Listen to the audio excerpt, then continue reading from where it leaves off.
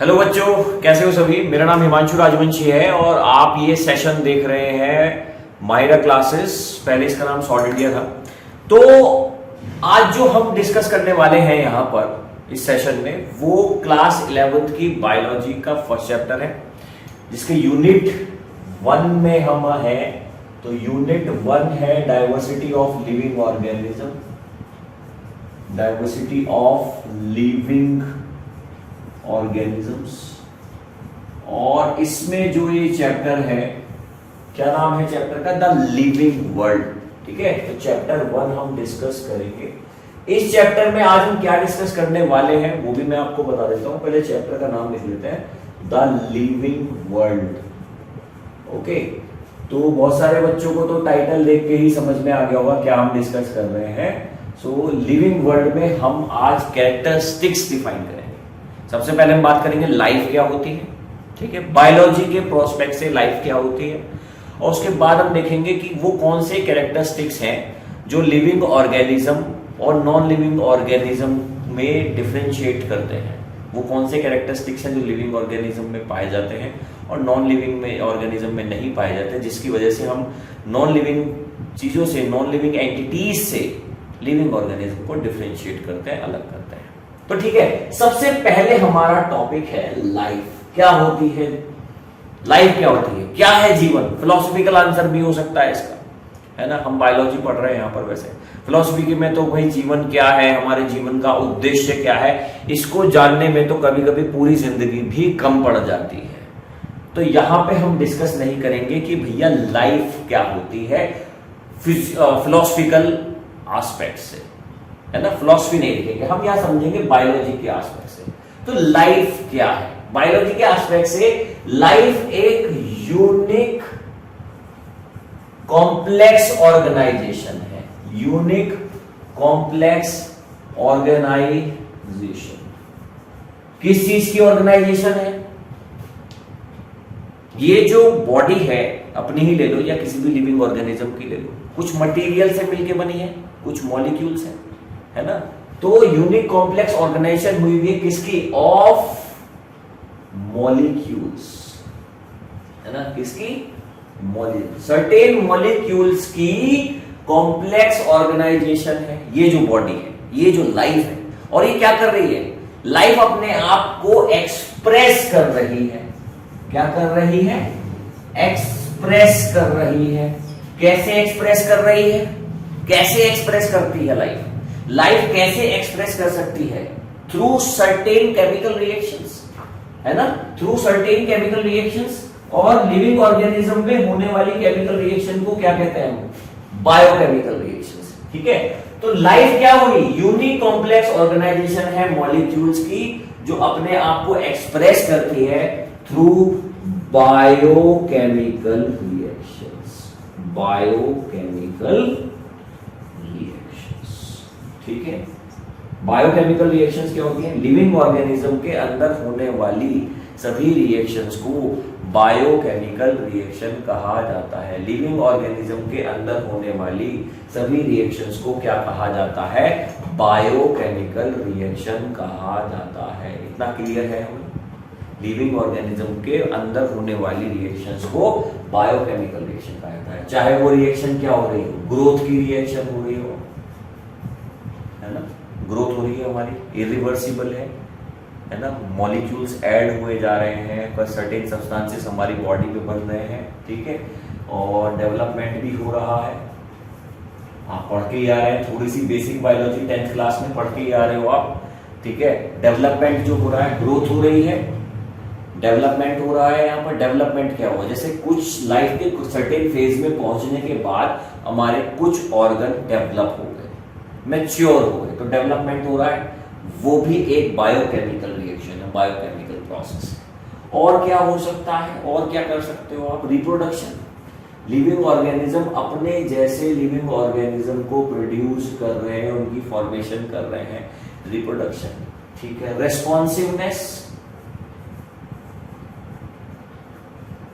है ना। हम सर्टेन चीजों के लिए रिस्पॉन्स करते हैं, जैसे आप भी पढ़ाई कर रहे हैं तो रिस्पॉन्ड कर रहे हैं, ठीक है।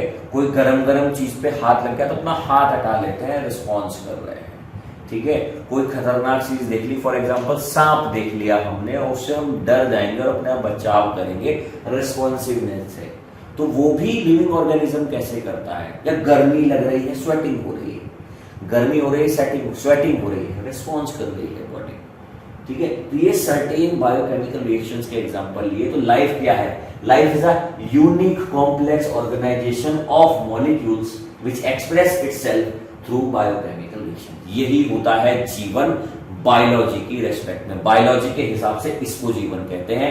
ये जो बॉडी मिलके बनी हुई है, कोई भी लिविंग ऑर्गेनिज्म है वो मॉलिक्यूल से मिलके बना है और वो यूनिक है, कॉम्प्लेक्स ऑर्गेनाइजेशन, सिंपल तो है नहीं, कॉम्प्लेक्स ऑर्गेनाइजेशन है और बायोकेमिकल रिएक्शन उसके अंदर होती है। तो लाइफ समझ में आ गई क्या होती है।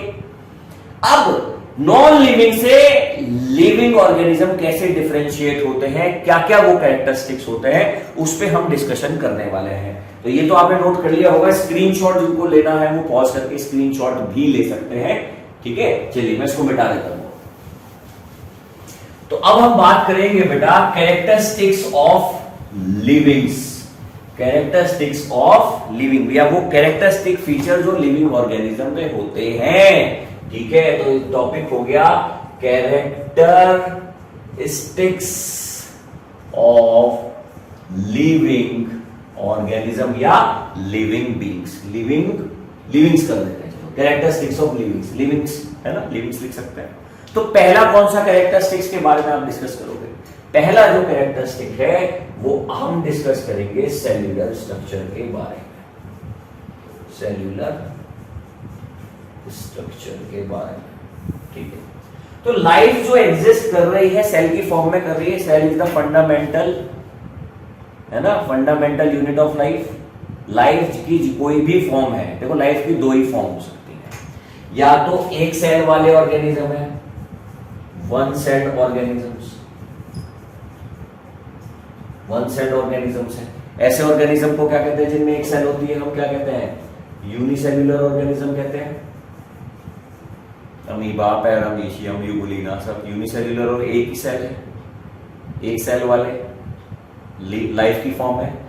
या है ना मल्टी सेल वाले, more than one cell, more than one cell, एक से ज्यादा सेल वाले। ऐसे ऐसे ऐसों को क्या कहते हैं? ऐसे ऑर्गेनिज्म को क्या कहते हैं? हम कहते हैं मल्टी सेल्यूलर ऑर्गेनिज्म। तो लिविंग ऑर्गेनिजम्स में या तो ऐसा, अगर सबसे छोटे ऑर्गेनिज्म जो होंगे जो एक ही सेल वाले होंगे मगर लाइफ एक सेल की फॉर्म में एग्जिस्ट कर रही होगी, यूनिसेल्यूलर फॉर्म में एग्जिस्ट कर रही होगी, या एक से ज्यादा सेल में, यानी मल्टी सेल्यूलर के केस में अपना ही केस देख लेते हैं, ह्यूमन का, डॉग का, एलिफेंट का, ठीक है। मल्टी सेल्यूलर ऑर्गेनिज्म में लाइफ एग्जिस्ट कर रही है, तो कैरेक्टरिस्टिक फीचर है, ठीक है। जो छोटी से छोटी unit as a life exist कर रही है मल्टी सेल्यूलर ऑर्गेनिज्म में, वो भी सेल है।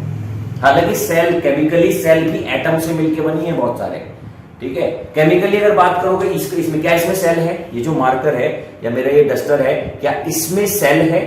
इसमें सेल नहीं है, इसमें एटम्स हैं। क्या वो जो इसकी स्मॉलेस्ट यूनिट है वो इंडिविजुअली लाइफ की तरह बिहेव कर रही है?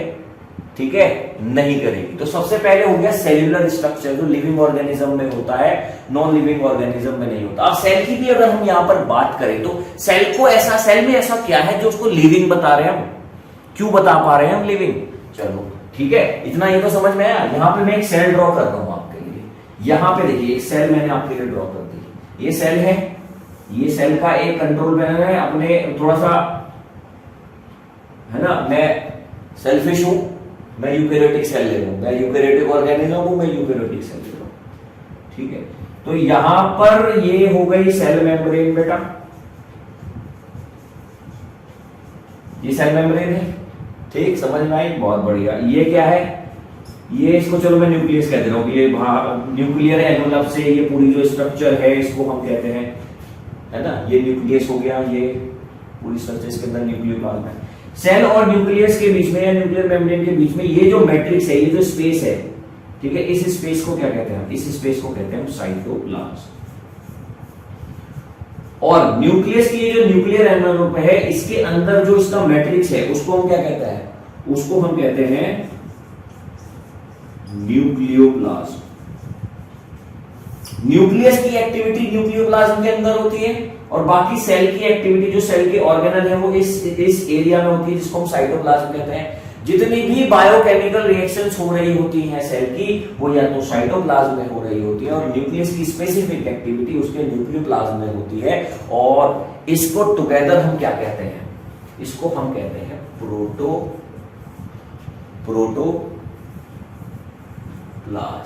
क्या कहते हैं हम, इसको हम कहते हैं प्रोटोप्लाज्म। और ये प्रोटोप्लाज्म में होता है ना बेटा, यही होता है लिविंग मैटर, यही होता है लिविंग मैटर, यही भैया लिविंग मैटर है सेल का। Is that clear? तो प्रोटोप्लाज्म एक लिविंग मैटर है, जितनी भी एक्टिविटीज हो रही होती हैं वो प्रोटोप्लाज्म में होती है सेल की। अगर यूनिसेल्यूलर का केस ले लो तो एक ही सेल में हो रही है और मल्टी सेल्यूलर में ले लो तो उसके पास बहुत सारी ऐसी सेल हैं जिनमें ये प्रोटोप्लाज्म की के अंदर ही बहुत सारी एक्टिविटीज हो रही है। जैसे ह्यूमन का केस ले लें, है ना, ह्यूमन के अंदर कितनी सेल है? मैंने पहले भी 10th में बताया था कि 100 ट्रिलियन सेल्स होती है ऑन एन एवरेज ह्यूमन की बॉडी में। तो 100 ट्रिलियन सेल्स के पास प्रोटोप्लाज्म है, 100 ट्रिलियन टाइम्स हमारे पास प्रोटोप्लाज्म है, लिविंग मैटर है, यानी सेल लिविंग है। क्या ऐसा नॉन लिविंग के पास होता है? टेबल, चेयर, ये दीवारें, हमारा टेलीविजन, हमारा मोबाइल, हमारा कंप्यूटर, क्या उनके पास ये प्रोटोप्लाज्म अवेलेबल है? नहीं। यानी सेल्यूलर स्ट्रक्चर लिविंग ऑर्गेनिज्म का एक स्पेशल यूनिक कैरेक्टरिस्टिक है। क्यों है? प्रोटोप्लाज्म की वजह से। ठीक है, तो एक कैरेक्टरिस्टिक हो गया। आई होप समझ में आ गया होगा। स्क्रीनशॉट लेना है तो स्क्रीनशॉट ले सकते हो वीडियो पॉज करके, या अदरवाइज ठीक है जैसे भी आपको श्रद्धा लगे, साथ साथ लिख रहे हो तो साथ साथ भी आप नोट डाउन कर सकते हैं। ठीक है बच्चों, चलिए तो अब दूसरे कैरेक्टरिस्टिक की तरफ बढ़ेंगे हम। एक कैरेक्टरिस्टिक तो हो गया है, ठीक है। दूसरा कैरेक्टरिस्टिक है मेरे बच्चों, उसको कहते हैं मेटाबॉलिज्म। मेटाबॉलिज्म। तो मेटाबॉलिज्म क्या है भाई? मेटाबॉलिज्म की बात करेंगे यहां पर। क्या होता है ये मेटाबॉलिज्म? ठीक है, 10th में पढ़ाया था मैंने एक बार, ठीक है, तो यहां पर दोबारा देख लेते हैं, कोई बात नहीं, दोबारा देख लेते हैं। तो मेटाबॉलिज्म क्या है? हमारी बॉडी के अंदर बायोकेमिकल रिएक्शंस हो रही है, ठीक है, पता है ना हमें, हमारी बॉडी के अंदर बायोकेमिकल रिएक्शंस हो रही हैं। जितनी भी केमिकल रिएक्शंस हो रही हैं लिविंग ऑर्गेनिज्म के अंदर हो रही है, इसलिए उसको बायोकेमिकल रिएक्शन कह रहे हैं। सिंपल सी बात है। तो जितनी भी बायोकेमिकल रिएक्शन एक लिविंग ऑर्गेनिज्म के अंदर हो रही है, चाहे वो यूनिसेल्यूलर है चाहे वो मल्टीसेल्यूलर है, उन सारी बायोकेमिकल रिएक्शन के सम टोटल यानी ग्रैंड टोटल को हम मेटाबॉलिज्म कहते हैं। तो मेटाबॉलिज्म हो गया sum total of all biochemical reactions taking place inside the living organism. Biochemical reactions, ठीक है। तो जितनी भी लिविंग ऑर्गेनिज्म के अंदर बायोकेमिकल रिएक्शंस हो रही हैं उनको ही मेटाबॉलिज्म कहा जाता है। ये बात आपको समझ में आ गई? आई होप ये क्लियर हो गई होगी आपको, ठीक है। तो मेटाबॉलिज्म तो हो गया, पर मेटाबॉलिज्म ऐसा नहीं है। देखो, मेटाबॉलिज्म के दो टाइप हैं, या मेटाबॉलिज्म के कह लीजिए दो फेजेस हैं, उनके बिना मेटाबॉलिज्म अधूरा है, ठीक है। मेटाबॉलिज्म में या तो चीजों की बिल्डिंग हो रही होगी, बिल्डअप हो रहा होगा कुछ, या मेटाबॉलिज्म में कोई चीज का ब्रेक डाउन हो रहा होगा। क्या हो रहा होगा? ब्रेक डाउन हो रहा होगा। या तो मेटाबॉलिज्म के दौरान, मेटाबॉलिक एक्टिविटी के दौरान चीजें बिल्डअप हो रही होगी। बिल्डअप के लिए हम यूज कर सकते हैं कंस्ट्रक्शन, किसी चीज की फॉर्मेशन हो रही है यानी कंस्ट्रक्शन हो रहा है। या ब्रेक डाउन हो रहा होगा, ब्रेक डाउन के लिए टर्म यूज करूंगा मैं यहां पर, ठीक है, ब्रेक डाउन के लिए टर्म यूज करूंगा डिस्ट्रक्शन। टूट रहा है, डिस्ट्रक्शन हो रहा है। क्या हो रहा है? डिस्ट्रक्शन हो रहा है। मेटाबॉलिक एक्टिविटी में ब्रेकिंग डाउन, कुछ टूट रहा है तो यानी डिस्ट्रक्शन हो रहा है, कुछ बन रहा है तो यानी कंस्ट्रक्शन हो रहा है। वो मेटाबॉलिक एक्टिविटी या वो मेटाबॉलिज्म जिसमें कोई चीज बिल्ड हो रही है, कंस्ट्रक्शन हो रहा है, उसको कहा जाता है एनाबॉलिज्म। उसको कहा जाता है एनाबॉलिज्म। और वो मेटाबॉलिज्म जिसमें कोई चीज का ब्रेक डाउन हो रहा है यानी डिस्ट्रक्शन हो रहा है, उसको कहा जाता है बच्चों कैटाबॉलिज्म। कैटाबॉलिज्म। अब सर ये क्या समझा रहे हो आप, एनाबॉलिज्म कैटाबॉलिज्म? देखो, कोई भी केमिकल रिएक्शन उठा लेना, कोई भी केमिकल रिएक्शन, 10th की उठा लो, 11th की उठा लो, 12th की उठा लो, या तो चीजें उन केमिकल रिएक्शन में बन रही होती हैं, है ना, या चीजें टूट रही होती हैं, या तो कॉम्बिनेशन हो रहा होता है, एक तरीके से समझाऊं, या डिकम्पोजिशन हो रहा होता है ना। हालांकि डिस्प्लेसमेंट रिएक्शन भी है, डबल डिस्प्लेसमेंट रिएक्शन भी, मैं बेसिक बात कर रहा हूं, या तो कोई चीज बन रही है या कोई बड़ी चीज टूट रही है, या एक चीज थी उसका कन्वर्जन हो रहा है, मगर बन ही रहा है ना, कुछ नया बन रहा है। कुछ केमिकल रिएक्शन कहते ही उसको है जिसमें कुछ बन रहा होता है ना, एक तरीके से। तो केमिकल रिएक्शन को एक तरीके से आप कह सकते हो कुछ कंस्ट्रक्शन हो रहा है या डिस्ट्रक्शन हो रहा है। कंस्ट्रक्शन हो रहा है, बिल्डिंग अप हो रही है, एनाबॉलिज्म। और इसलिए एनाबॉलिज्म को क्या कहा जाता है, इस एनाबॉलिज्म के लिए, बिल्डिंग अप के लिए एक और चीज यूज होती है, कंस्ट्रक्टिव। कोई चीज बन रही है तो इसको कहते हैं constructive metabolism. Constructive metabolism, constructive metabolism. और ब्रेकडाउन अगर हो रहा है तो इसके लिए भी एक टर्म है, डिस्ट्रक्शन हो रहा है ना, तो उसको कहते हैं डिस्ट्रक्टिव कैटाबॉलिज्म। डिस्ट्रक्टिव कैटाबॉलिज्म समझ में आई? डिस्ट्रक्टिव कैटाबॉलिज्म समझ में आएगी, ठीक है? क्या हो रहा है? डिस्ट्रक्टिव कैटाबॉलिज्म, कंस्ट्रक्टिव कैटाबॉलिज्म या destructive catabolism. Are we clear about it? यहां तक तो समझ में आ गई होगी चीज। अब इनके एग्जांपल ले लेते हैं, एनाबॉलिज्म और कैटाबॉलिज्म के एग्जांपल लेंगे। तो यहां तक तो हो गया होगा, देखो मिटाना पड़ेगा मेरे को, है ना। तो चलिए आगे मैं इसमें एग्जांपल ले लेता हूं, ठीक है? या ऐसे ही ले लूं एग्जांपल। चलो, फोटोसिंथेसिस में क्या हो रहा है? चलो, फोटोसिंथेसिस में क्या हो रहा है बताओ मेरे को। फोटोसिंथेसिस के दौरान क्या होता है? कार्बन डाइऑक्साइड और वाटर, कार्बन डाइऑक्साइड और वाटर किसकी प्रेजेंस में? सनलाइट की वजह से, है ना। कहां पर? क्लोरोप्लास्ट में, यानी क्लोरोफिल की मदद से। और सनलाइट का भी सहयोग लग रहा है इसमें। क्या बनता है? ग्लूकोज यानी कार्बोहाइड्रेट बनता है, C6H12O6। और क्या बनता है? ऑक्सीजन बनती है ना, ऑक्सीजन बनती है। और साथ में क्या बनता है? वाटर भी बनता है। तो ये हुआ क्या देख रहे हो? कार्बन डाइऑक्साइड और वाटर ने मिलकर क्या बनाया? ग्लूकोज बनाया ना। यहाँ पर ये क्या है? ये ग्लूकोज है ना,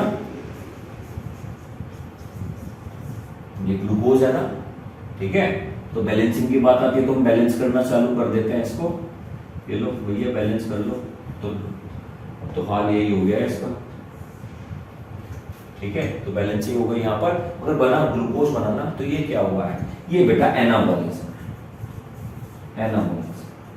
तो फोटोसिंथेसिस का एक एग्जांपल लिया मैंने। ये क्या है? तो ये फोटोसिंथेसिस ही लिखने की जरूरत भी पड़ेगी 11th वालों के लिए, मुझे नहीं लगता। समझते ही हो क्या है ये? फोटोसिंथेसिस की रिएक्शन है, तो एनाबॉलिज्म है।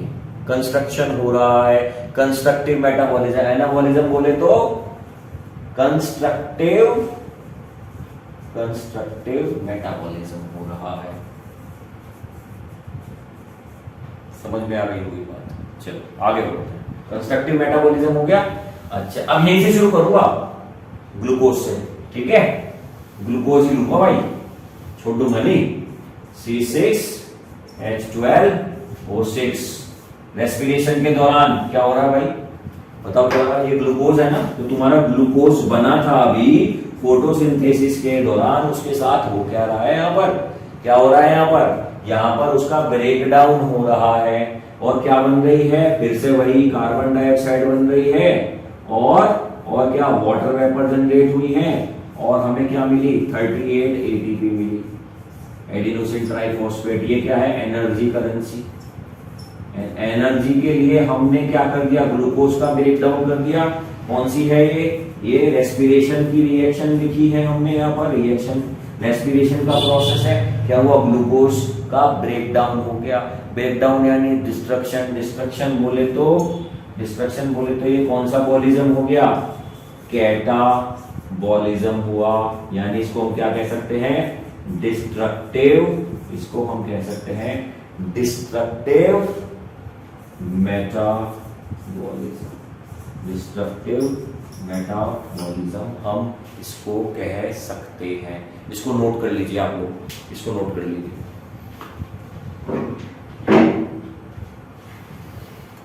डिस्ट्रक्टिव मेटाबॉलिज्म है, समझ में आ रहा होगा, है ना? चलिए, तो ये हो गया metabolism. Anabolism, catabolism, anabolism building up यानी कंस्ट्रक्टिव मेटाबॉलिज्म, और क्या हुआ? डिस्ट्रक्टिव मेटाबॉलिज्म यानी कैटाबॉलिज्म। ठीक, तो ये लिविंग ऑर्गेनिज्म में ही पाया जाएगा, ये भी मेटाबॉलिज्म। ये मेटाबॉलिज्म लिविंग ऑर्गेनिज्म में ही पाया जाएगा ना, नॉन लिविंग में तो नहीं पाया जाएगा। नींद में तो नहीं हो रहा ना, मार्कर में, डस्टर में, इनमें तो नहीं हो रहा, टेबल चेयर में भी नहीं हो रहा, फर्नीचर में भी नहीं हो रहा ना। लिविंग ऑर्गेनिज्म की यूनिक कैरेक्टरिस्टिक है। ठीक है, चलो भाई, हो गया, ये हो गया। चलो भाई, मूव करते हैं आगे। दो प्रोसेस हो गए हमारे, दो कैरेक्टरिस्टिक्स हो गए हमारे, मेटाबॉलिज्म भी हो गया। तो नेक्स्ट कैरेक्टरिस्टिक क्या होना चाहिए मेरे हिसाब से, बताइए आप। नेक्स्ट सेलुलर स्ट्रक्चर हो गया, मेटाबॉलिज्म। तीसरा जो है बहुत यूनिक है, ग्रोथ, है ना? तुम में से कुछ बच्चे बोल भी रहे होंगे ग्रोथ। ग्रोथ है ना, लिविंग ऑर्गेनिज्म में क्या होती है? ग्रोथ, है ना? मगर ग्रोथ दो अलग अलग तरह की चीजें है। ग्रोथ क्या है? इरिवर्सिबल इंक्रीज इन साइज या मास। ग्रोथ क्या है? इरिवर्सिबल इंक्रीज इन मास। छोटे बच्चे थे ना तुम कभी जब छोटे बच्चे थे, आज इतने बड़े बच्चे हो गए, फिर आगे और बढ़ जाओगे, तो मास इंक्रीज हो रहा है, मास इंक्रीज हो रहा है ना? अब लिविंग ऑर्गेनिज्म और नॉन लिविंग ऑर्गेनिज्म में मास इंक्रीज दोनों अलग अलग तरीके से होता है। लिविंग थिंग्स के अंदर और नॉन लिविंग्स के अंदर जो ये इंक्रीज इन मास है, अलग अलग तरीके से है। ठीक है, एक सपोज करो तुमने तुम्हारे घर में ये कंटेनर है आटे का, 5 किलो आटा लाके तुमने यहां रख दिया, यहां तक 5 किलो आ गया, बड़ा कंटेनर है। और फिर तुम्हारे पास, ठीक है, तुम्हें लगाया, फिर दोबारा मार्केट जाना पड़ेगा, 5 किलो और ले आया, 5 किलो और रख दिया, तो इंक्रीज हुआ मटेरियल। मगर वो इंक्रीज इस कंटेनर के अंदर कहां से हो रहा है? बाहर से, एक्सटर्नली इंक्रीज हो रहा है,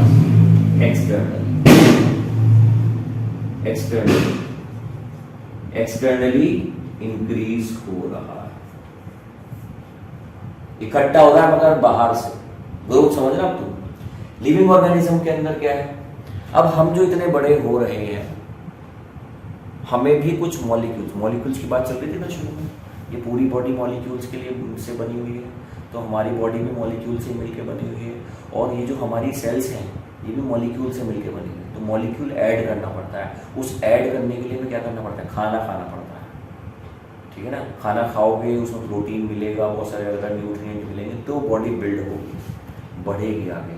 तो वहां पर लिविंग ऑर्गेनिज्म, ये तो नॉन लिविंग का है, ठीक है, ये तो नॉन लिविंग के बारे में बात चल रही थी।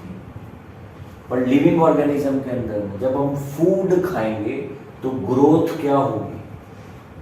जो ग्रोथ होगी वो इंटरनल ग्रोथ। खाना खाओगे, साइज इंक्रीज करेगा, ठीक है, ऐसे ही। तो ये भी लिविंग ऑर्गेनिज्म का ही यूनिक कैरेक्टरिस्टिक्स है। ठीक है, अब लिविंग ऑर्गेनिज्म में भी दो तरह के लिविंग ऑर्गेनिज्म है, एक है यूनिसेल्युलर और एक है मल्टीसेल्युलर। एक तो तुम समझ गए कि नॉन लिविंग में भी ग्रोथ होती है, पर वो ढेर लग रहा है, बाहर से एक्सटर्नली इंक्रीज हो रहा है मास, और यह मास जो ग्रोथ हो रही है लिविंग्स के अंदर जो ग्रोथ हो रही है वो इंटरनल ग्रोथ हो रही है, चीजें अंदर से ऐड हो रही है। हम खा रहे हैं बाहर से, मगर वो जुड़ तो ऐड तो अंदर से ही हो रही है ना, सेल तो अंदर ही ज्यादा इंक्रीज हो रही है ना। जैसे लिविंग ऑर्गेनिज्म का एक किस्सा कर ले हम, एक चूहे और एक हाथी में किस साइज में डिफरेंस है?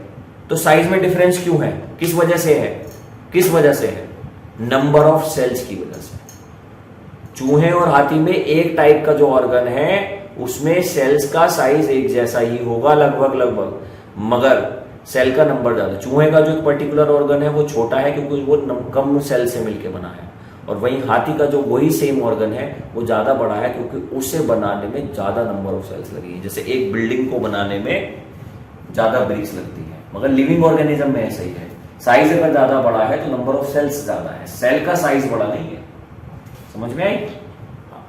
तो अब लिविंग ऑर्गेनिज्म में ही ग्रोथ की बात करते हैं। लिविंग, नॉन लिविंग और लिविंग में तो समझ में आए, पर लिविंग भी दो तरह के हैं, यूनिसेल्युलर और मल्टीसेल्युलर, तो उनमें बात करते हैं। चलो, ये तो लिख लिया होगा आपने, साथ साथ में लिखते रहना या वीडियो पॉज कर करके लिख लेना, ठीक है, जहां भी आपको लगे कि नोट्स लिखने की जरूरत पड़ रही है, ठीक है।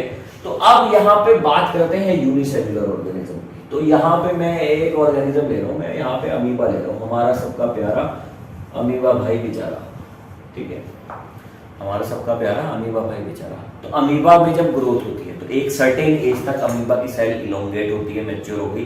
अब क्या होगा? अब उसमें सबसे पहले न्यूक्लियस डिवाइड होगा और फिर बाद में ये पूरी की पूरी सेल डिवाइड होगी, और उसकी वजह से क्या मिलेगा हमें? उसकी वजह से हमें 2 डॉटर अमीबा की सेल मिल जाएंगी, ठीक है। तो अमीबा में जब ग्रोथ होती है तो होता है सेल डिवीजन, ठीक है। और सेल डिवीजन के चक्कर में, सेल डिवीजन तो हमारे में भी हो रहा है, जब हमारी ग्रोथ हो रही है सेल डिवीजन हमारे हो रहा है, मगर यहां पर एक पेरेंट अमीबा से 2 डॉटर अमीबा मिल गई। 2 डॉटर अमीबा का मतलब क्या है? ये तो भैया रिप्रोडक्शन हो गया। तो यूनिसेल्युलर ऑर्गेनिज्म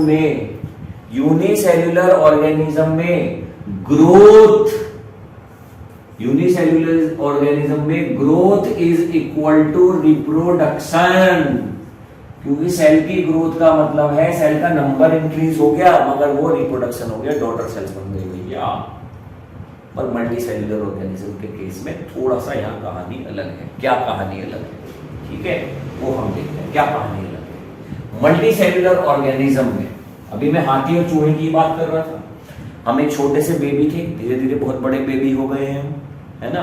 तो क्या इंक्रीज हुआ हमारे अंदर? Number of cells. Multi cellular के केस में नंबर ऑफ सेल इंक्रीज करती है और उसको ही कहते हैं growth. Increase in number of cell. तो हमारा मास कैसे बढ़ रहा है? क्योंकि हमारे अंदर नंबर ऑफ सेल इंक्रीज हो रही है। हमारे यहाँ ग्रोथ एक्सक्लूसिव है, रिप्रोडक्शन भी एक्सक्लूसिव है। एक्सक्लूसिव का मतलब है अलग अलग है ना। ग्रोथ इज एक्सक्लूसिव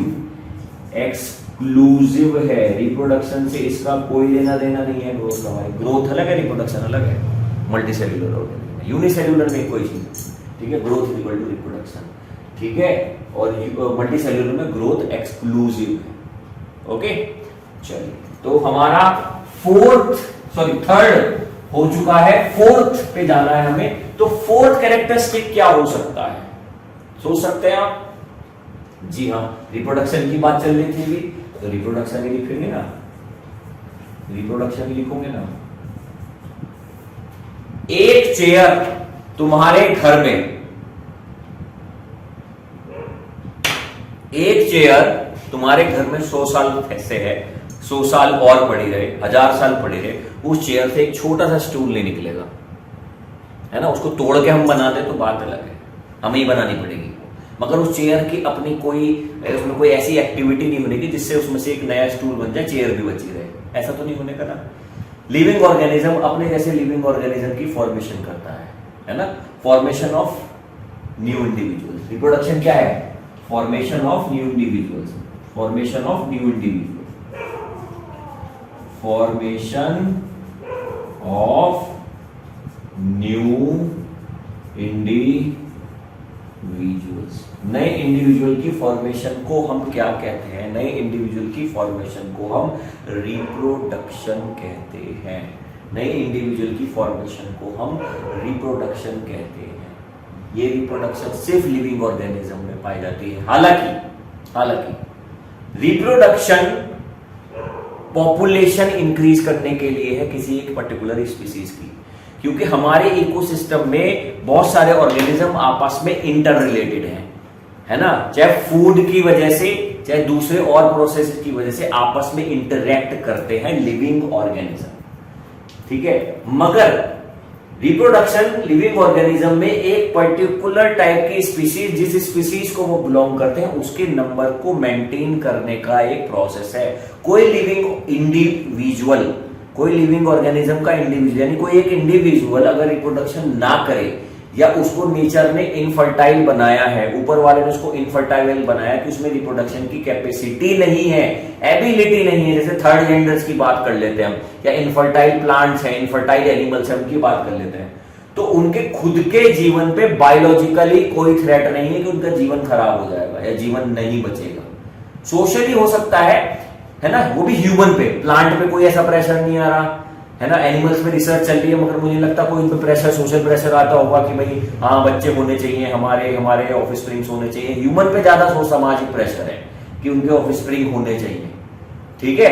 तो हालांकि वो जीवन जीने में कठिनाई महसूस है, मतलब सामाजिक लेवल पे, मानसिक लेवल पे, फिजिकली बायोलॉजिकली कोई प्रॉब्लम नहीं है, उस ऑर्गेनिज्म की लाइफ चलती रहेगी, ठीक है।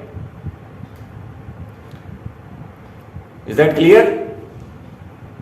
हाँ, तो इतना तो मुझे लग रहा है आपको समझ में आ गया होगा। चलिए आगे की तरफ मूव करते हैं। तो रिप्रोडक्शन हो गया, रिप्रोडक्शन हमें समझ में भी आ गया। रिप्रोडक्शन किस वजह से है?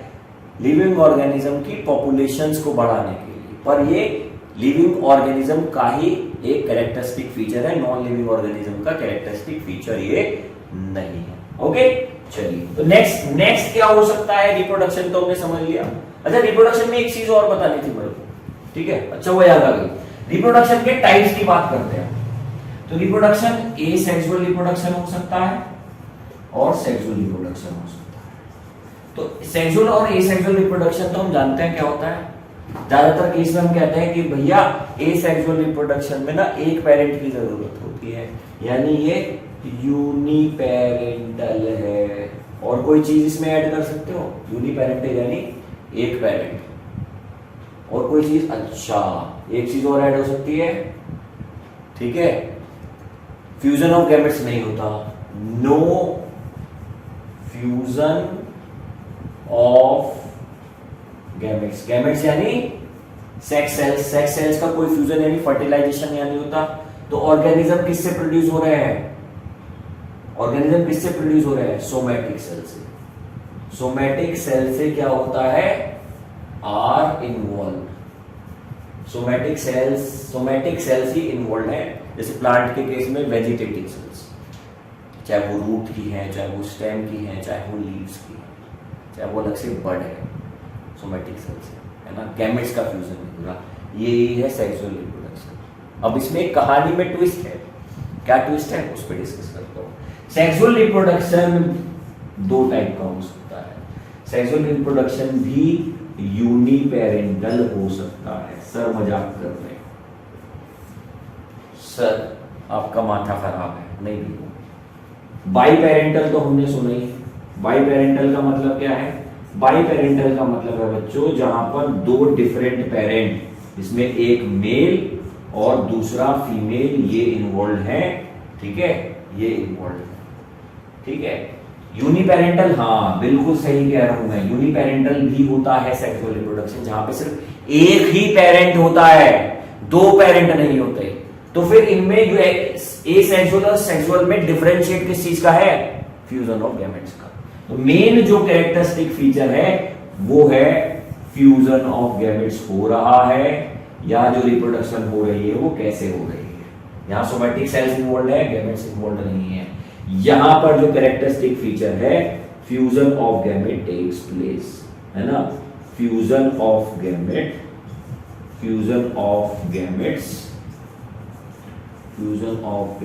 Takes place. मेन डिफरेंस ही इस चीज का है सेक्सुअल रिप्रोडक्शन में, क्योंकि गैमेट्स होती है सेक्स सेल, यहां पे इनका फ्यूजन होगा, ऑर्गेनिज्म प्रोड्यूस होंगे। तो मगर सर अभी तो बात तो वहीं अटकी हुई ना। अभी यूनिपेरेंटल, बाईपेरेंटल तो हम समझ गए, ह्यूमन बाईपेरेंटल है और हायर प्लांट्स, अच्छा बाईपेरेंटल है, हायर प्लांट्स, हाँ कुछ में हाँ कुछ में ना, ठीक है। प्लांट रिप्रोडक्शन की ही बात करूंगा तुमसे मैं। तो तुमने एक चीज के बारे में सुना होगा, self pollination, sexual reproduction in plant की बात कर रहा हूं, सेल्फ पॉलिनेशन। सेल्फ पॉलिनेशन में मुझे ये बताओ प्लांट कितने होते हैं, बताओ बताओ प्लांट कितने होते हैं? एक ही प्लांट होता है ना। सेक्सुअल रिप्रोडक्शन में एक ही प्लांट होता है, ठीक है। वो बाइसेक्सुअल फ्लावर हो सकते हैं उसके पास, और जब बाइसेक्सुअल फ्लावर होते हैं उसके पास, बाइसेक्सुअल का मतलब क्या है? कुछ बच्चे तो समझ नहीं पा रहे हैं। दोनों तरह के रिप्रोडक्टिव ऑर्गन, पिस्टिल और कार्पल, है ना, पिस्टिल और कार्पल, ये फीमेल रिप्रोडक्टिव ऑर्गन है, और ये है स्टेमन, ये मेल रिप्रोडक्टिव ऑर्गन है। ये दोनों एक ही फ्लावर के पास है, यानी तब फ्लावर बाइसेक्सुअल है। तो जहां पर सेल्फ पॉलिनेशन हो रहा है, इससे ही पोलन ग्रेन इसी के स्टिग्मा पर सेटल हो जा रहा है, सेल्फ पॉलिनेशन हो गया। कितने प्लांट इन्वॉल्व हैं? या दो फ्लावर है मगर एक ही प्लांट पे लगे हुए हैं, एक फ्लावर का पोलन ग्रेन उसी प्लांट के दूसरे फ्लावर पे के स्टिग्मा पे सेटल हो गया, पॉलिनेशन हुआ, सेल्फ पॉलिनेशन आएगा ना। टेक्निकली वो सेल्फ पॉलिनेशन है। क्लिस्टियोग्रामा गाइटोनोग्रामा की बात नहीं करते, वो 12th क्लास में करेंगे, ठीक है ना, टेक्निकली। हाँ, तो सेल्फ पॉलिनेशन है ना यहाँ पर, सेल्फ पॉलिनेशन। प्लांट कितने हैं मेरे को बताओ? प्लांट अपने आप में एक लिविंग ऑर्गेनिज्म है। जब प्लांट अपने आप में एक लिविंग ऑर्गेनिज्म है तो मुझे बताओ क्या ये सेक्सुअल रिप्रोडक्शन नहीं है? और कितने पेरेंट इन्वॉल्व हुए? एक। तो क्या ये यूनिपेरेंटल नहीं कहा जाएगा मेरे दोस्तों? तो सेक्सुअल रिप्रोडक्शन इन प्लांट जहां पर सेल्फ पॉलिनेशन हो रहा है यूनिपेरेंटल है। क्या एनिमल में ऐसा हो सकता है? क्या कोई एनिमल है ऐसा? है। हर्माफ्रोडाइट एनिमल, अर्थवॉर्म की बात करोगे आप, है ना। अर्थवॉर्म की अगर मैं एक किस्सा लूं अर्थवॉर्म का, तो अर्थवॉर्म क्या होते हैं? हर्माफ्रोडाइट होते हैं, बाइसेक्सुअल होते हैं, मेल और फीमेल रिप्रोडक्टिव ऑर्गन एक ही इंडिविजुअल की बॉडी पे है। हो गया यूनिपेरेंटल, हो गया यूनिपेरेंटल रिप्रोडक्शन, ठीक है। हालांकि वहां पे जो को थोड़ा कॉपुलेशन करना पड़ता है वो एक अलग चीज है, मगर यहां पे अर्थवॉर्म यूनिपेरेंटल है एक तरीके से, बस आप समझ में आ गए। तो हर्माफ्रोडाइट जो एनिमल होते हैं, लीच का एक एग्जांपल ले सकते हो आप। लीच के रिप्रोडक्टिव ऑर्गन उसी के पास है, दोनों मेल और फीमेल, ठीक ठीक है। तो यहां पर देखो हमने रिप्रोडक्शन की एक बात की थी। रिप्रोडक्शन लिविंग ऑर्गेनिज्म का एक कैरेक्टरिस्टिक है। सेक्सुअल रिप्रोडक्शन में एक यूनिक चीज मैंने आज तुमको समझाई है, तुमको समझ में आ गई होगी, आई होप, है ना। चलिए अब आगे की तरफ मूव करते हैं। इसमें अभी तो रह रहे हैं, जितने मैं तुमको आज ये कैरेक्टरिस्टिक बताने जा रहा हूं ये तुमको मदद करेंगे एनसीईआरटी में, सीबीएसई में तो करेंगे ही, ठीक है। तुमको ये मदद कर सकते हैं जो लोग स्टेट बोर्ड में भी एनसीईआरटी है कहीं पे, वहां पे भी ये मदद कर रहे होंगे। ये तुमको जो तुमने एक युद्ध लड़ना है ना नीट का, जिसके सपने तुम सजाए हुए हो, वहां पे तुम्हें बहुत मदद करने वाला है। इतनी डिटेल में स्टडी चाहिए। अभी तो कुछ भी नहीं, ये चैप्टर तो कुछ भी नहीं है, समझे। ये चैप्टर कुछ भी नहीं है, ये हलवा चैप्टर है। तो आगे सोचना कि कितनी डिटेल में पढ़ाई करनी है। तो ये थोड़ा सा तुमको एक डेमो मिल रहा है इस चैप्टर से ही, आगे अपनी कमर कस लेना, ठीक है। तो रिप्रोडक्शन हो गया भैया। रिप्रोडक्शन के बाद क्या क्या? हाँ सॉरी, कॉन्शियसनेस।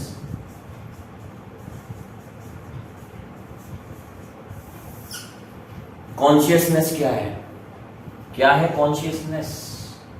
कॉन्शियसनेस की दो चीजें डिस्कस करेंगे। एक तो है awareness of surrounding. Awareness of surrounding क्या होती है सर? अवेयरनेस ऑफ सराउंडिंग, हम अपने आसपास के जो एनवायरनमेंट है, जो भी आसपास चीजें हो रही हैं उनसे अवेयर हैं।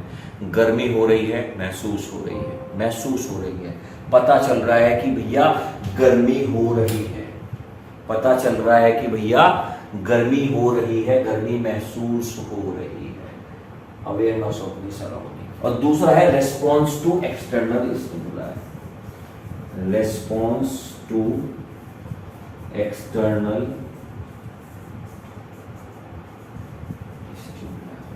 एक्सटर्नल स्टिमुलाई के लिए रेस्पॉन्स दे रहा है। एक्सटर्नल स्टिमुलाई के लिए रेस्पॉन्स दे रहा, देते हैं ना। अभी गरम गरम चीज पे कोई हाथ पड़ जाए हटा लेंगे एकदम, है ना। ठंडा ठंडा पानी, हाँ हाँ ठंडा पानी, मजा आ गया। तो कॉन्शियसनेस है क्या लिविंग ऑर्गेनिज्म में ऐसा है, उस पर ठंडा पानी डालो गर्म पानी डालो फर्क पड़ेगा? क्या नॉन लिविंग में है ऐसा? लिविंग ऑर्गेनिज्म में तो है ही, पर क्या नॉन लिविंग में ऐसा है गर्म पानी डाल दो ठंडा पानी डाल दो कुछ नहीं फर्क पड़ेगा? अवेयरनेस है, अभी सांड सामने से दौड़ता हुआ है, एक चेयर रख दो फर्क नहीं पड़ेगा, टूट जाएगी टकरा के उड़ जाएगी आसमान में। हम उड़ तो हम भी जाएंगे मगर हम क्या करेंगे, हमें दिखेगा वो आते हुए। अवेयरनेस है ना, हम भागेंगे, response to stimuli external stimuli भागेंगे ना। तो कॉन्शियसनेस को इन शॉर्ट हम क्या कह सकते हैं? Ability to sense, ability to sense. और ये एबिलिटी टू सेंस कहां से आती है? ये एबिलिटी टू सेंस आती है सेंस ऑर्गन से। कहां से आती है? सेंस ऑर्गन्स से। ठीक है, अगर एनिमल की बात करूं मैं, अपनी बात करें हम एनिमल, तो हमारे पास सेंस ऑर्गन है, हमारे पास आई है, हमारे पास ईयर है, हमारे पास स्किन है, हमारे पास नोज है, चार हो गए, पांचवा कौन सा बचा? आई है, ईयर है, स्किन है, नोज है और एक हो गया टंग, एक हो गया टंग, जिह्वा, टेस्ट, टेस्ट। और ये हमें सेंस देती है, चाहे गर्मी लग रही है चाहे सर्दी लग रही है, स्किन से पता चल जाता है, ईयर से हम सुन लेते हैं, झगड़ा हो जाता है, आंखों से हम देख लेते हैं, बच जाते हैं, सांड भाग क्या रहा है, नोज स्मेल, मम्मी ने खाना बनाया, घर में घुसते ही खुशबू आई, आहा, है ना, फिर हमने खाने को देखा, है ना, फिर हमने खाने को टेस्ट की, पहले हाथों से लिया, गर्म है वो, फूंक मार के खाएंगे, फिर हमने उसको टेस्ट किया, आहा मम्मी बहुत स्वादिष्ट खाना है, मम्मी ने वो सुना, मम्मी खुश हो गई, sense organ. Awareness to surrounding, response to external stimuli. Living organism में ही पाया जाता है रिस्पॉन्स टू एक्सटर्नल स्टिमुलाई और awareness of the surrounding, living organism में ही पाया जाता है, नॉन लिविंग में नहीं पाया जाता। अब यहाँ पे क्वेश्चन करूंगा मैं आपसे, द एबिलिटी टू जो सेंस है, awareness of surrounding and response to external stimuli, जो पर्सन कोमा में है उसके साथ क्या हुआ है? जो पर्सन कोमा में है उसके साथ क्या हो गया है बताइए मुझे। क्या हम उसमें कहेंगे कि वो लिविंग है या डेड है? क्या कहेंगे उसको? जो कोमा में है, कोमा वाले पर्सन को कहते हैं absence of consciousness, absence of consciousness. उसमें कॉन्शियसनेस की एब्सेंस हो गई है, उसमें कॉन्शियसनेस की एब्सेंस हो गई है, इसलिए वो पर्सन कोमा में है, ना तो वो लिविंग की कैटेगरी में है ना डेड है। कुछ लोग हैं जो वापस नॉर्मल कंडीशन में आ जाते हैं कुछ टाइम में या कुछ सालों बाद, बट मेजॉरिटी नहीं आ पाती है, या ना तो वो लिविंग कंडीशन में है ना डेड है, ना तो उनको मैं डेड ही कह सकते हैं ना उनको छोड़ सकते हैं, उनमें कॉन्शियसनेस की एब्सेंस है। कोमा वाले पर्सन में कॉन्शियसनेस की एब्सेंस होती है। अब प्लांट्स की बात करें, क्या प्लांट्स में सेक्स ऑर्गन, प्लांट्स में सेंस ऑर्गन्स होते हैं? प्लांट्स में सेंस ऑर्गन्स है ना, प्लांट में सेंस ऑर्गन्स हमारी तरह तो डेवलप नहीं होते, मगर they respond to stimuli. Water के लिए स्टिमुलाई देंगे, रिस्पॉन्स करेंगे, लाइट के लिए रिस्पॉन्स करेंगे, ठीक है। तो ये प्लांट में होता ही है। जैसे छुरमुई के पौधे को छू दो आप तो क्या होगा, बंद कर लेगा अपने आप को, अपनी लीव्स को में से वाटर विड्रॉ कर लेगा, ड्रूपिंग हो जाएगी लीव्स की, है ना, मुरझा जाएगा वो। रिस्पॉन्स कर रहा है, रिस्पॉन्स कर रहा है, मूवमेंट दिखा दी ना उसने, रिस्पॉन्स कर दिया, ठीक है, बस यही है कॉन्शियसनेस, ठीक है। तो ये लिविंग ऑर्गेनिज्म का ही एक कैरेक्टरिस्टिक है। नेक्स्ट, कॉन्शियसनेस के बाद हम क्या डिस्कस कर सकते हैं, ठीक है।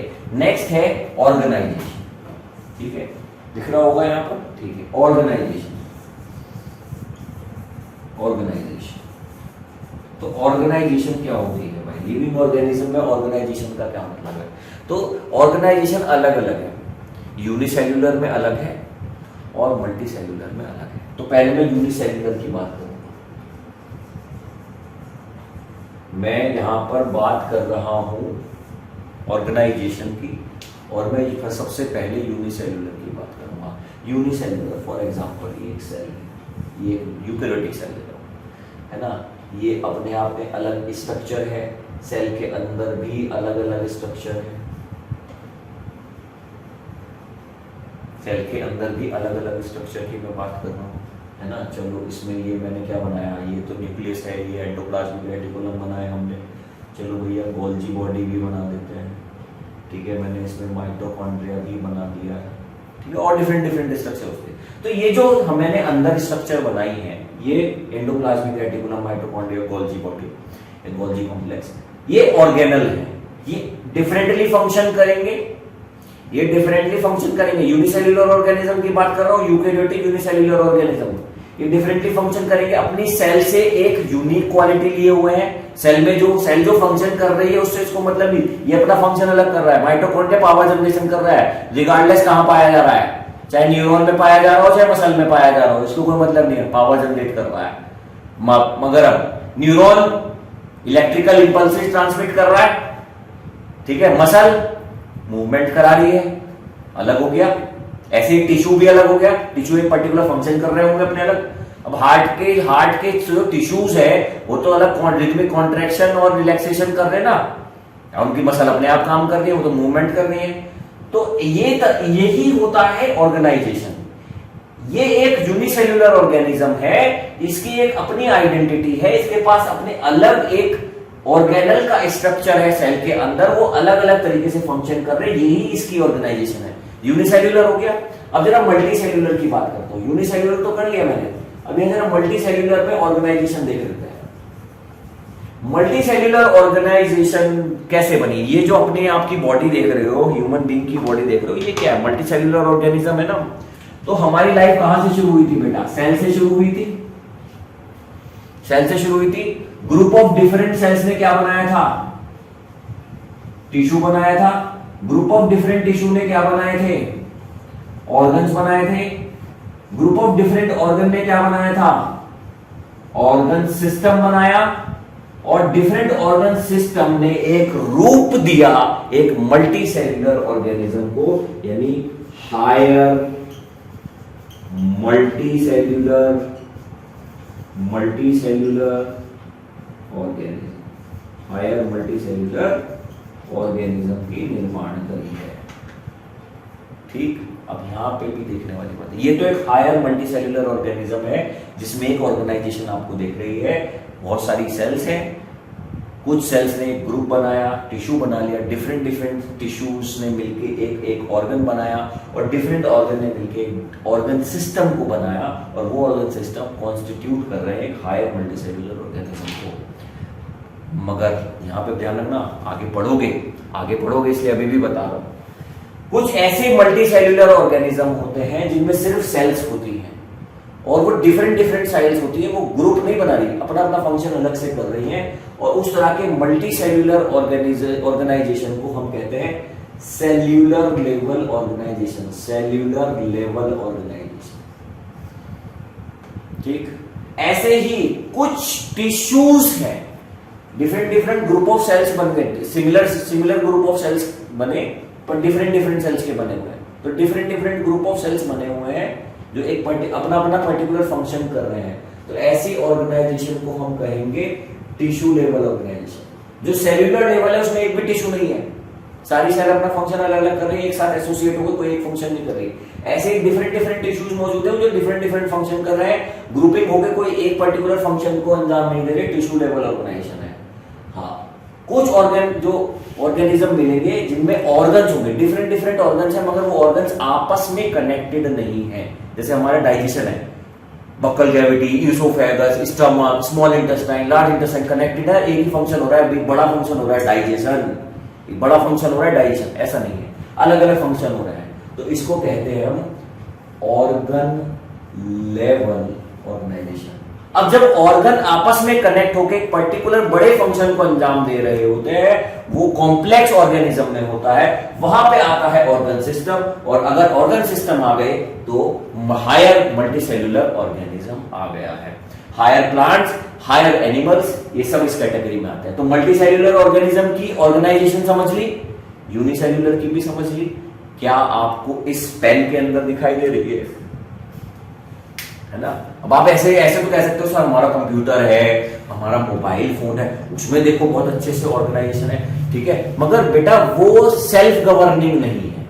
ये यहाँ पे सेल्फ गवर्निंग ऑटोनोमस बॉडीज हैं जो फंक्शन कर, जब तक जिंदगी रहेगी ये काम होता रहेगा, उन्हें तो एनर्जी देनी पड़ती है ना बाहर से, ठीक है। तो ये यहाँ पे ऑर्गेनाइजेशन हो गया। देखो 6 कैरेक्टरिस्टिक अभी हो गए हैं, अभी और बाकी है।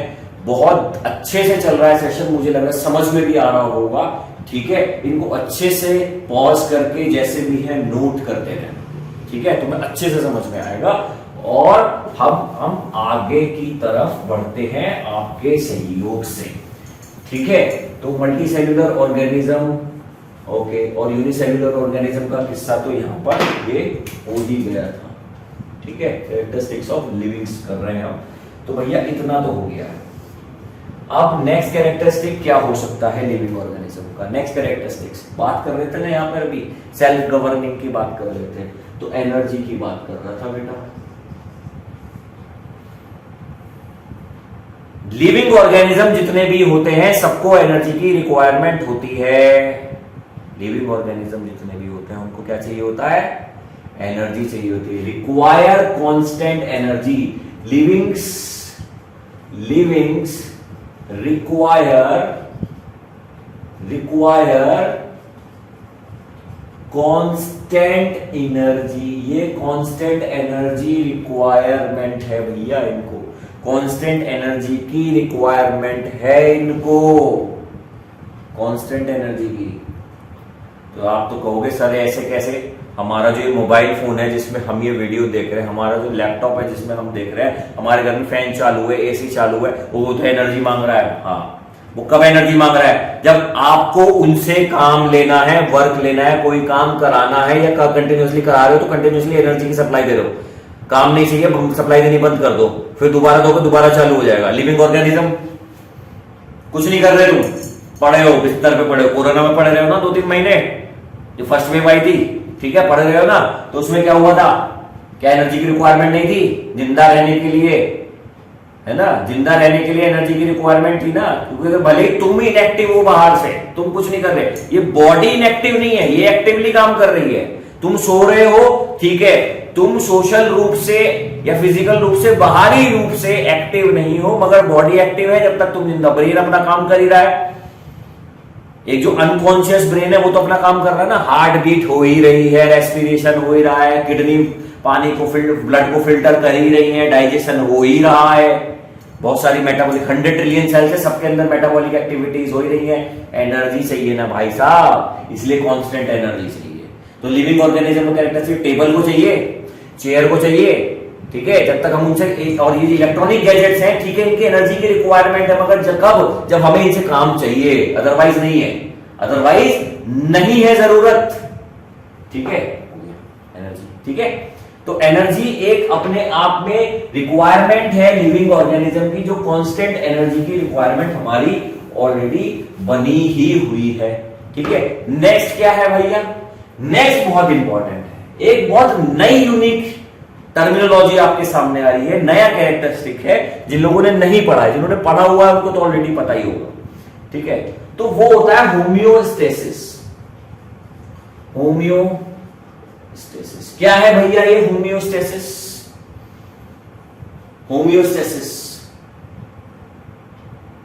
होम्योस्टेसिस देखो, हमारी बॉडी का एक इंटरनल एनवायरनमेंट है और वो हमेशा मेंटेन करने की कोशिश करती है हमारी बॉडी। एक्सटर्नल एनवायरनमेंट में कोई भी चीज आ जाए, हमारी बॉडी एक इंटरनल एनवायरनमेंट को मेंटेन करे रहती है। जैसे एक इंटरनल टेम्परेचर है हमारी बॉडी में, अभी देखो कि फीवर आ जाता है, हाँ, वो फीवर एक रिस्पॉन्स है कि बॉडी में कुछ गड़बड़ हो गई है, उसका एक साइन भर है, ठीक है।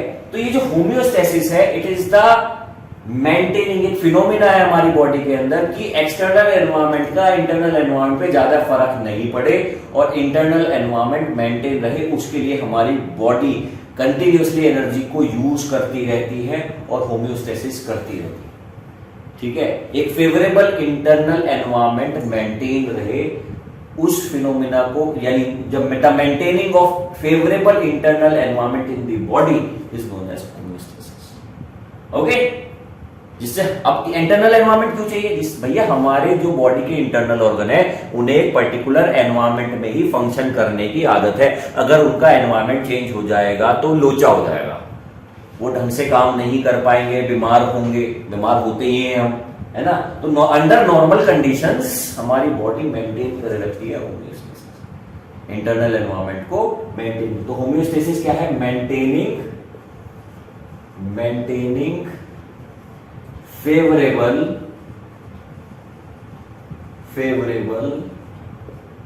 इंटरनल एनवायरनमेंट,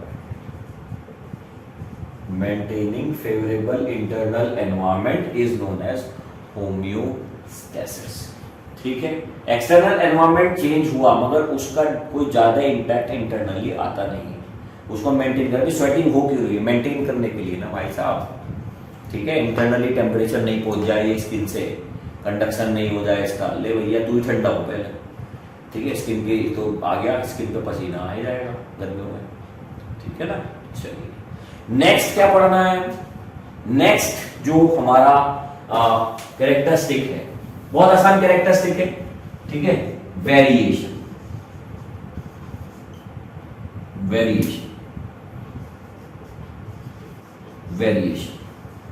क्या होता है variation? Difference. Living organism reproduce करता है, जो भी लिविंग ऑर्गेनिज्म सेक्सुअली रिप्रोड्यूस कर रहे हैं उनमें बहुत ज्यादा डिफरेंसेस क्रिएट हो जाता है, उनका जेनेटिक ऑर्डर चेंज हो जाता है ना, जेनेटिक मेकअप में थोड़ा बहुत चेंज है, मिक्सिंग अप आ जाती है, उसकी वजह से उनके अंदर आ जाते हैं कैरेक्टरिस्टिक्स के, ट्रेट्स के डिफरेंसेस, और उसी को कहते हैं वेरिएशन। ये वेरिएशन क्यों जरूरी है? बहुत जरूरी है, वो तो मैं नेक्स्ट वाले पॉइंट में डिस्कस करने वाला हूँ, नेक्स्ट कैरेक्टरिस्टिक में क्यों जरूरी। पर वेरिएशन लिविंग ऑर्गेनिज्म हो रहा, अरे सर क्या बात कर रहे हो, इतने वैरायटी के फोन आ रहे हैं, इतनी वैरायटी के फर्नीचर आ रहा है, क्या बात कर रहे हो? पर भैया वो तो हम सब ने क्रिएट किया ना, नेचुरली तो नहीं हो रहा ना वो। नॉन लिविंग थिंग्स में नेचुरली तो कुछ नहीं हो रहा ना, हम कर रहे हैं ना। ठीक है, और उससे उसको सर्वाइवल एडवांटेज मिल रहा है? नहीं, उसको सेलिंग एडवांटेज मिल रहा है। हम खरीद के ला रहे हैं, जरूरत नहीं है तब भी खरीद के ला रहे हैं, वेरिएशन। पर वेरिएशन लिविंग ऑर्गेनिज्म में जब सेक्सुअली रिप्रोड्यूस करते हैं तो उनके जेनेटिक मेकअप में चेंजेस आता है, जिसकी वजह से वेरिएशन होता है। ठीक है, तो वेरिएशन लिविंग ऑर्गेनिज्म की एबिलिटी है, और वेरिएशन की वजह से होता क्या है? Living organism evolve. Living organism क्या होते हैं? इवॉल्व होते हैं, वेरिएशन की वजह से इवॉल्व हो रहे ना। आज जो ये मॉडर्न मैन है, होमो सैपियंस, हाँ, तीसरा जो सैपियन है किसके लिए है? वो स्पीसीज के लिए नहीं है, वो सब स्पीसीज के लिए मॉडर्न मैन में यूज होता है। होमो सैपियंस इवॉल्व हो गए होता है, किसकी वजह से? वेरिएशन की वजह से। और ये इवोल्यूशन हमें क्या दे रहा है? इवोल्यूशन हमें सर्वाइवल एडवांटेज दे रहा है, और यही हमारा नेक्स्ट कैरेक्टरिस्टिक्स है। वो सर्वाइवल एडवांटेज हमें कैसे मिलता है? क्योंकि वेरिएशन हमें अडेप्टेशन सिखाते हैं, या ये कहूं कि अडेप्टेशन हमसे करवाते हैं। लिविंग ऑर्गेनिज्म अडेप्ट करते हैं बदलते एनवायरनमेंट में, अडेप्टेशन होता ना, अडेप्टेशन होता है ना, लिविंग ऑर्गेनिज्म होता है। टेबल चेयर पे तो नहीं होता अडेप्टेशन, है ना, सालों बाद और चेयर में कुछ कैरेक्टरिस्टिक हट जाएंगे, कुछ नए कैरेक्टरिस्टिक आ जाएंगे, नहीं भैया वो ऐसे ही रहेंगे, शायद और खराब हो जाए बिल्कुल, है ना। अभी फोन है, अगर इसको छोड़ दो तो 10 साल बाद पता चला तो बिल्कुल ही काम नहीं कर रहा। तो लिविंग ऑर्गेनिज्म जैसे जैसे रिप्रोड्यूस होते रहते हैं, उनमें वेरिएशंस आते रहते हैं, वेरिएशन दे देता है अडेप्टेशन, और अडेप्टेशन से क्या मिलता है? Survival advantage.